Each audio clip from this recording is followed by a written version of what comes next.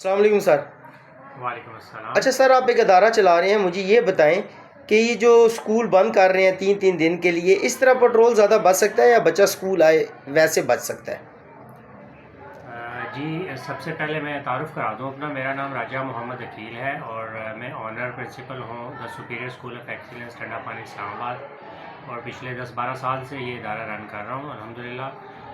میرے خیال میں یہ جو گورنمنٹ کا یہ فیصلہ ہے کہ جی بند کر دیں سارے اسکولز اور بچوں کو چھٹی دے دیں تو پیٹرول کی بچت ہوگی، تو میرا نہیں خیال کہ ایسے بچت ہو سکتی ہے۔ آپ اس وقت دیکھیں پارکوں کا رخ کریں، سارے بچے جو ہیں وہ پارکوں میں ہیں، پکنک اسپاٹ پہ چلے جائیں، سارے بچے آپ کو وہاں پہ ملیں گے، تو بجائے والدین جو ہے وہ گھر پہ رہتے وہ بچوں کو لے کے گھوم پھر رہے ہیں، کبھی نانی کے گھر، کبھی دادی کے گھر، کبھی ماموں کے گھر، کبھی چچا کے گھر، تو میرا خیال ہے کہ اس سے بچت کی بجائے جو ہے وہ الٹا زیادہ لگ رہا ہے۔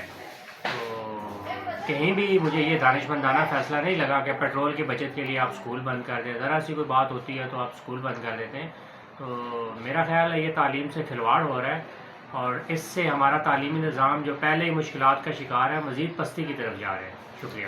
اچھا آپ مجھے یہ بتائیں، یہ جو اسکول بند رہتا ہے اس سے روزگار کتنا، جیسے گاڑی والوں کا اور بہت سارا ڈسٹرب نہیں ہو جاتا؟ بچہ پھر شروع سے اس کو دوبارہ پریپیئر کرنے کے لیے دوبارہ اس کو کتابیں پڑھائی جاتی ہیں، کچھ اس طرح کا سین ہے؟